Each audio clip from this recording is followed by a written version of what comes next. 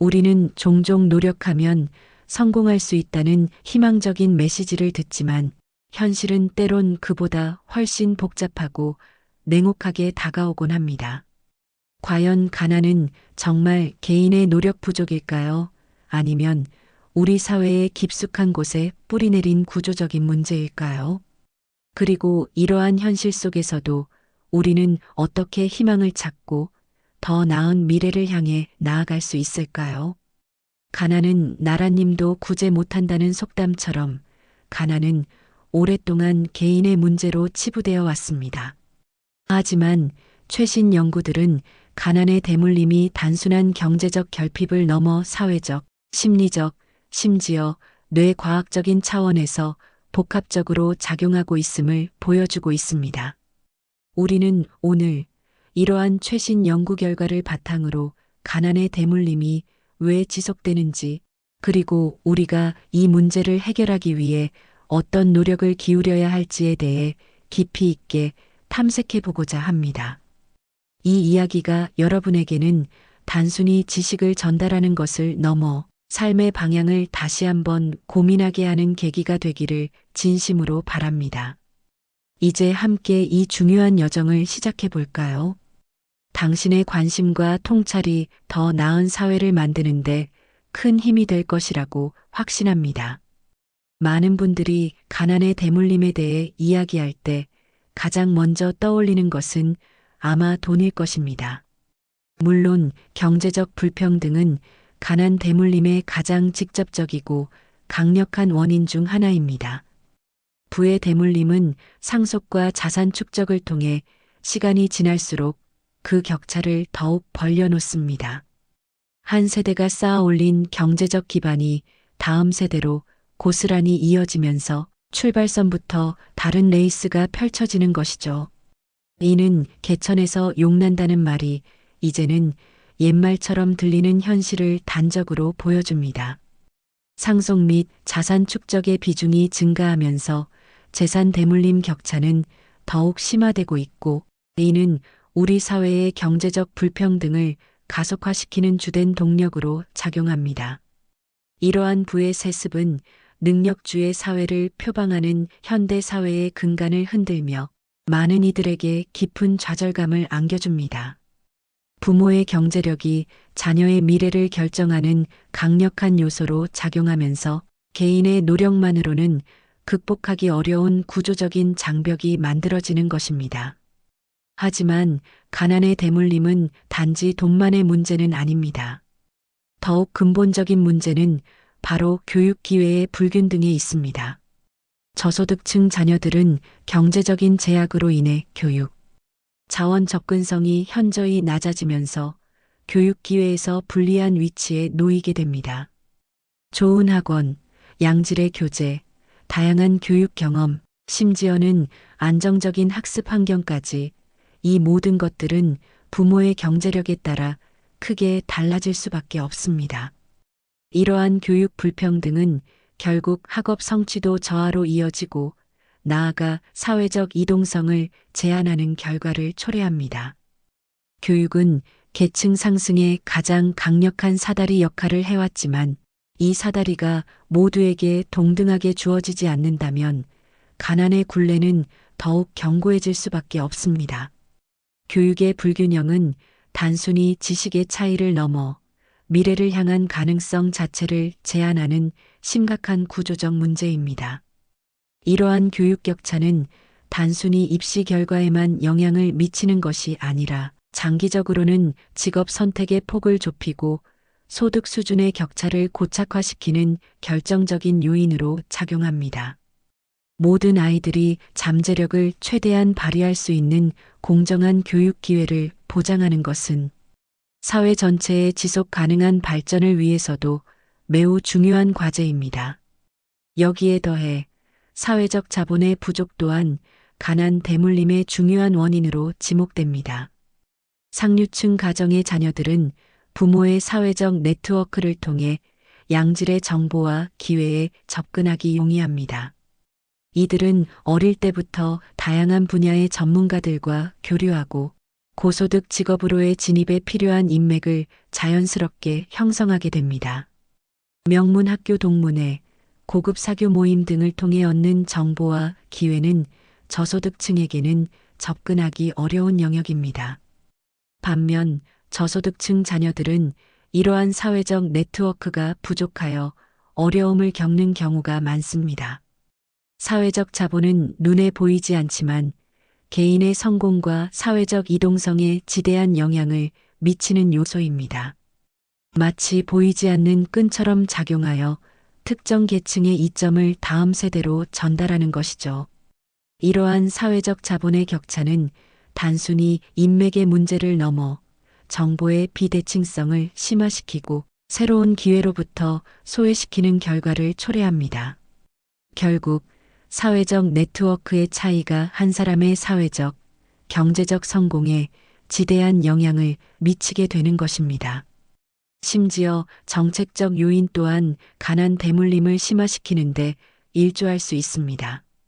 정부 정책과 사회 구조가 의도치 않게 불평등을 강화하는 방향으로 작용하는 경우가 있습니다. 예를 들어 상속세와 같은 세금이 부의 대물림을 억제하는 역할을 해야 하지만 특정 조건이나 제도적 허점으로 인해 그 효과가 반감되거나 오히려 부의 대물림을 보장하는 데 기여할 수도 있습니다. 부동산 정책, 세금 제도, 금융 규제 등 다양한 정책들이 의도하지 않게 특정 계층에게 유리하게 작용하여 불평등을 심화시킬 수 있습니다. 사회의 변화에 발맞추지 못하는 정책은 오히려 불평등을 고착화시키는 결과를 낳을 수 있음을 우리는 명심해야 합니다. 정책 입안자들은 이러한 구조적 요인들을 면밀히 검토하고 모든 사회 구성원에게 공정한 기회를 제공하며 약자를 보호할 수 있는 실효성 있는 정책들을 끊임없이 개발하고 수정해 나가야 할 것입니다. 이제 조금 더 개인적인 차원으로 들어가 볼까요? 가난의 대물림은 단순히 외부 환경의 문제만이 아닙니다. 개인적, 심리적 원인 또한 중요한 역할을 합니다. 저소득 가정의 자녀는 경제적 자원뿐만 아니라 사회적, 심리적 자원의 부족을 경험하기 쉽습니다. 끊임없는 경제적 어려움과 사회적 차별 속에서 자존감이 낮아지고 이는 성취 동기 저하로 이어질 수 있습니다. 나는 해낼 수 없다는 패배주의적 사고방식은 도전 정신을 꺾고 결국 사회적 이동성을 떨어뜨리는 악순환을 만들어냅니다. 이러한 심리적 위축은 어린 시절부터 쌓여나가 개인의 잠재력을 발휘하는데 큰 장애물로 작용할 수 있습니다. 무기력감, 우울감, 낮은 자아 효능감 등은 빈곤 환경에서 자란 아이들이 겪기 쉬운 심리적 고통이며 이는 학업 성취뿐만 아니라 사회생활 전반에 부정적인 영향을 미칩니다. 최근 연구는 이러한 심리적 영향의 중요성을 더욱 강조합니다. 돈이 뇌에 미치는 영향을 분석한 연구에 따르면 가난은 인지 능력 저하를 유발할 수 있다고 합니다. 만성적인 스트레스와 불안감은 뇌의 전두엽 기능을 저하시키고 이는 의사결정 능력이나 문제 해결 능력, 충동 조절 능력에도 부정적인 영향을 미칠 수 있습니다. 즉, 가난은 단순히 주머니 사정의 문제를 넘어 우리의 생각과 판단 능력에까지 영향을 미쳐 가난하게 생각하게 만들 수 있다는 충격적인 사실을 보여줍니다. 심한 경쟁 환경 속에서 끊임없이 계급을 의식하고 스스로 부족하다고 느끼는 사람은 테스토스테론 분비량이 적어져 위축될 수 있다는 연구 결과도 있습니다. 이러한 심리적 위축은 결국 더 큰 성공으로 나아갈 수 있는 잠재력을 저해하는 요인이 되며 심지어는 신체적 건강에도 악영향을 미칠 수 있습니다. 가난이 개인의 의지와 노력을 약화시키는 강력한 심리적 장벽으로 작용한다는 점을 우리는 간과해서는 안 될 것입니다. 이러한 복합적인 원인들로 인해 가난의 대물림은 더욱 공고해지고 많은 이들이 노력해도 계층 상승이 불가능하다는 절망감에 사로잡히게 됩니다. 이는 최근 저출산 현상과도 연관되어 가난의 대물림을 우려하여 출산을 꺼리는 사회적 분위기를 형성하는 주요 원인으로 분석되기도 합니다. 미래 세대에게 물려줄 것이 빈곤밖에 없다는 비관적인 인식이 출산을 주저하게 만드는 것입니다. 운동선수 중에는 가난한 집안 출신이 많다는 의견처럼 특정 분야에서는 오히려 가난한 환경이 강한 동기부여가 될 수 있지만 대부분의 사회에서는 가난한 환경이 잠재력을 위축시킬 수 있다는 것이 일반적인 인식입니다. 이러한 계층 이동 사다리가 끊어진 사회라는 인식은 사회 전반의 활력을 떨어뜨리고 개인의 꿈과 희망을 꺾는 심각한 문제입니다. 희망이 없는 사회는 미래가 없으며 우리는 이 악순환의 고리를 끊기 위해 총체적인 노력을 기울여야 합니다. 다음으로 사회 안전망 강화 또한 필수적입니다. 실업, 질병, 가족 구성원의 사망 등 예측 불가능한 일시적인 위기는 누구에게나 찾아올 수 있습니다.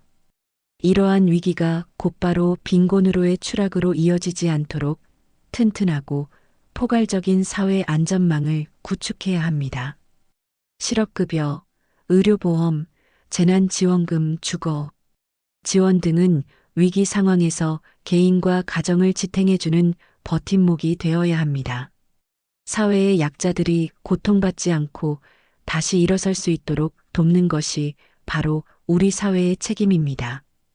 강화된 사회 안전망은 단순히 빈곤을 막는 것을 넘어 사람들이 안정감을 가지고 미래를 계획하며 사회에 더 적극적으로 참여할 수 있도록 돕는 기반이 됩니다.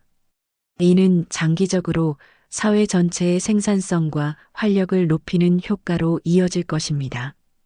또한 정부의 재정 정책은 사회의 질적 성장을 위해 반드시 뒷받침되어야 합니다. 단순히 성장에만 초점을 맞추는 것이 아니라 소득 재분배와 불평등 완화를 위한 적극적인 재정 정책을 펼쳐야 합니다. 누진세 강화, 사회복지 예산 확충, 조세 회피, 방지 등은 부의 편중을 완화하고 사회 전체의 균형 발전을 도모하는 데 기여할 수 있습니다. 가난 대물림 문제 해결을 위해서는 정부의 강력한 의지와 실질적인 정책적 뒷받침이 필수적입니다. 정부는 사회적 약자들에게 더 많은 기회를 제공하고 부의 공정한 분배를 실현하기 위한 구체적인 로드맵을 제시해야 합니다. 이러한 노력들이 모여야만 지속 가능한 성장이 가능하며 모든 국민이 함께 잘 살 수 있는 토대가 마련될 것입니다. 더 나아가 보편적 복지제도 확립에 대한 고민도 필요합니다. 도움이 필요한 사람들이 제도 안팎에서 실질적으로 배제되지 않도록 모두를 포괄하는 보편적 복지제도의 확립을 논의해야 합니다. 예를 들어 기본소득과 같은 새로운 해결책은 가난의 대물림 문제를 완화하고 모든 시민에게 최소한의 삶의 질을 보장하여 새로운 가능성을 열어줄 수 있습니다. 물론 기본소득은 여전히 많은 논의가 필요한 복잡한 문제이지만 가난의 대물림을 끊기 위한 근본적인 대안이 될 수 있음을 간과해서는 안 됩니다. 보편적 복지제도는 개인의 존엄성을 지키고 빈곤의 악순환을 끊어내는 강력한 수단이 될 수 있습니다. 모든 시민이 기본적인 생활을 보장받을 때 그들은 더 창의적이고 생산적인 활동에 참여할 수 있으며 이는 사회 전체의 활력을 증진시키는 데 기여할 것입니다. 우리는 지금 노력해도 계층 상승이 불가능하다는 인식이 팽배한 사회에 살고 있습니다. 가족 관련 지출이 GDP에서 차지하는 비중이 낮아 정부 차원의 지원이 미흡하다는 지적도 많습니다. 이러한 상황 속에서 우리가 해야 할 일은 무엇일까요? 바로 용기를 잃지 않고 변화를 위한 작은 씨앗을 뿌리는 것입니다. 넬슨 만델라는 이런 말을 남겼습니다. 교육은 세상을 바꿀 수 있는 가장 강력한 무기이다.